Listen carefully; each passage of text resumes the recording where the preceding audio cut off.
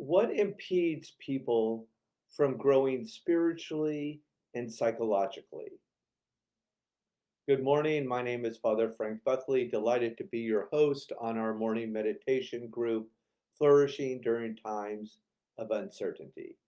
This is a three-part program. We begin with a little inspiration. This morning, we'll be drawing from Father Anthony DeMello, looking at what impedes our growth on the spiritual path. The second part of the program is our contemplative practice, where we turn the gaze inwards, we give 20 minutes of silence to God, and then allow the rest of the day to unfold as she will. And the last part, rather than jumping up and diving right into the day, we begin with a little Jesuit examine. Notice from a place of gratitude where God has come alive in our everyday, ordinary life. And we build community in this contemplative practice by feeling free, if you'd like, if you're new, to introduce yourself by your first name and where you're from, and then share with us where God's come alive for you recently. So let's move forward with our inspiration from Father Anthony DeMello in his wonderful book about the spiritual exercises, Seeking God Everywhere.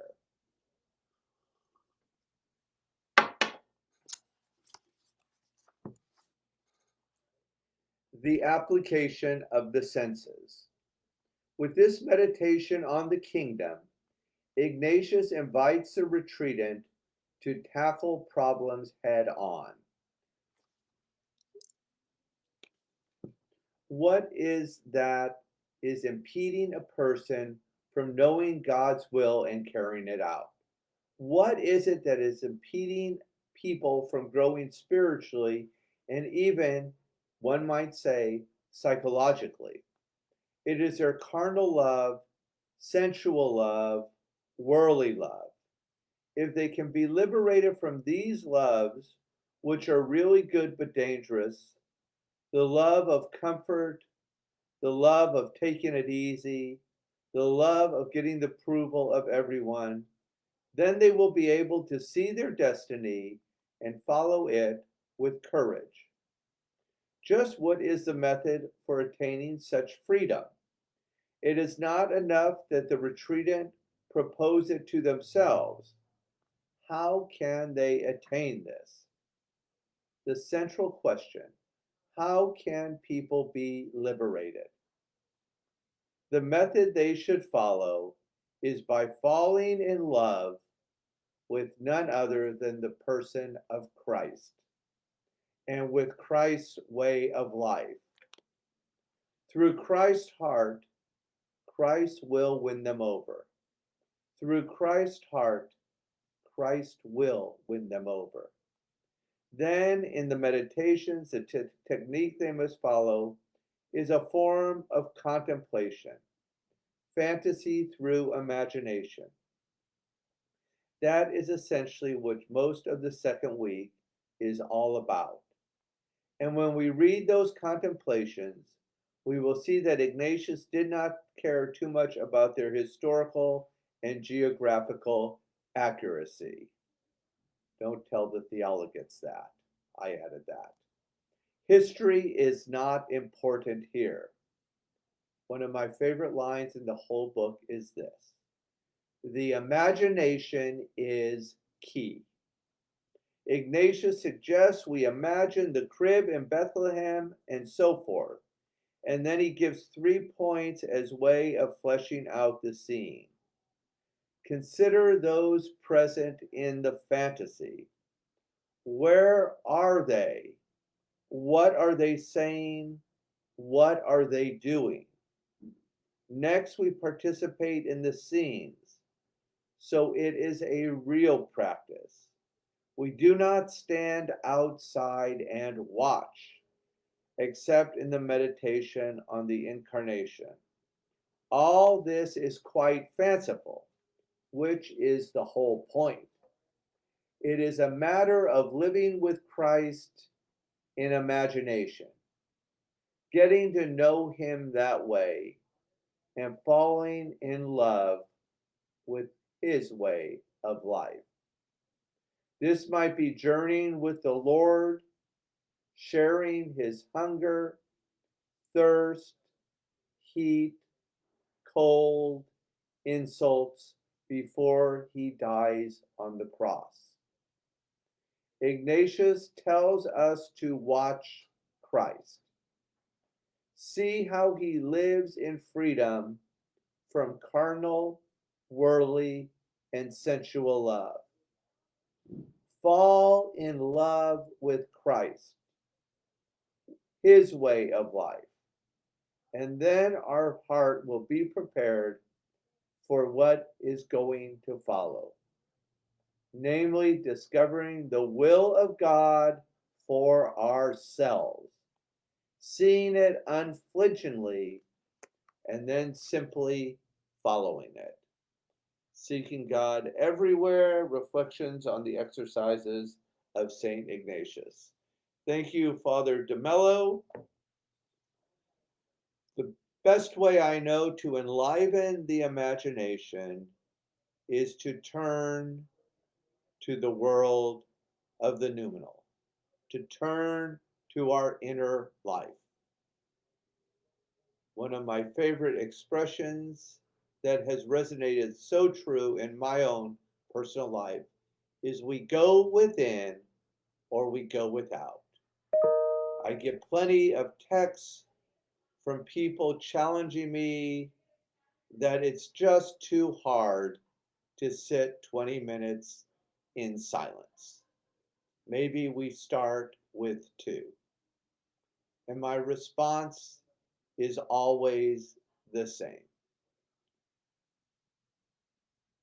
The method is so simple, it's almost too good to be true. And yet it is difficult to be still on a daily basis for 20 minutes. Yet there is one thing that is more difficult than doing this, and that is not doing it. It definitely resonates as true for me. All right, enough words. Let's get going. I'm going to invite you to take your shoes off, get rid of all synthetic rubber, unplug from all technology. I'm going to lower the lights while you get comfortable, and then we'll begin.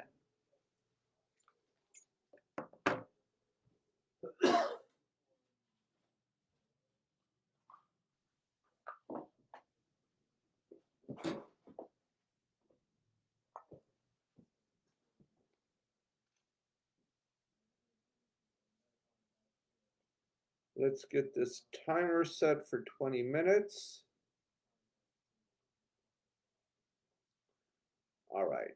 And this morning, we will simply engage our sacred word, focus on external sounds and the sensation in the body, and enjoy the miracle of our breath.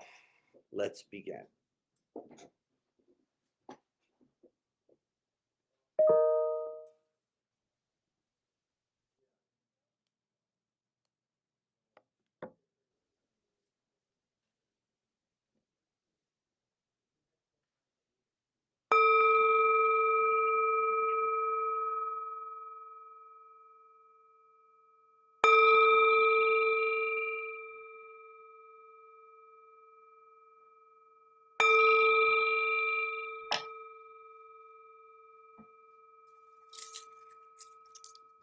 Listen, listen, the sound of the bell returns us to our true home. As always, we'll begin with 3 diaphragmatic breaths to get us grounded as we begin. As a community around the globe, together inhale, open mouth, exhale. Beautiful. 2 more times. Inhale and exhale. Last time, give it all you got. Inhale and exhale. Return to your normal breath. Turn the gaze inward and begin.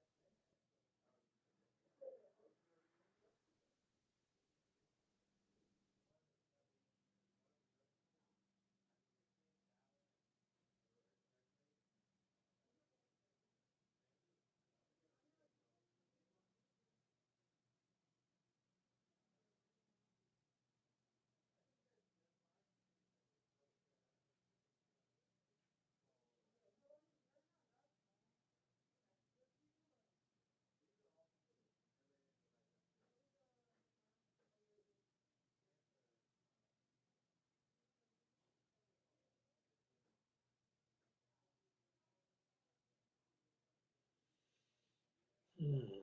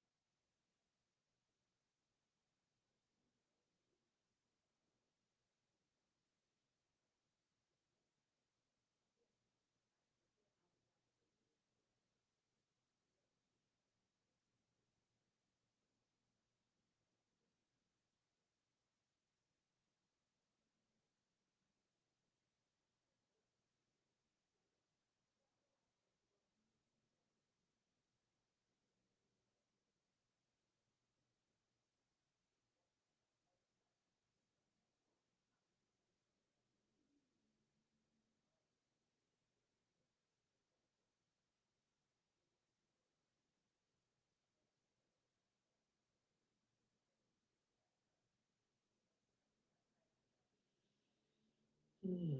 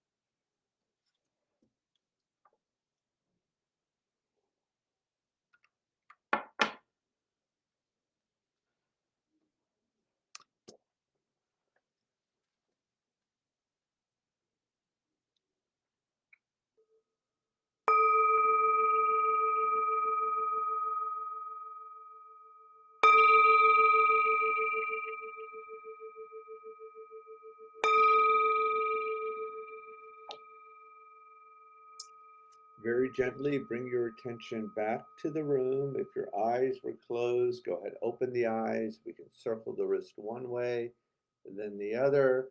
Rub the palms together, bringing a little oxytocin into the room and your life and your heart. Gently place your hands on your heart. Come to a place of gratitude. Inhale. Exhale. Beautiful job. Release the hands, and we'll move into our Ignatian Jesuit Examen. Just noticing where in the last 24 hours God came alive, and throw a comment or two in the chat box. So 3 places for me was last night. On Mondays, we have Jesuit Community Night. And for those of you who know Father Ike, he's going to be our new interim pastor at Blessed Sacrament. He did an amazing faith sharing for all of us in the community. And it was the feast of the church in Rome yesterday. So it was about the temple and the water flowing through the temple and how that related to our lives. And the Jungian in me knows that water is always related to healing. So it was a beautiful faith sharing of healing for all of us in the Jesuit community in Hollywood. Second, I'm getting ready to do my Flourishing and Recovery group at 11 o'clock on the patio.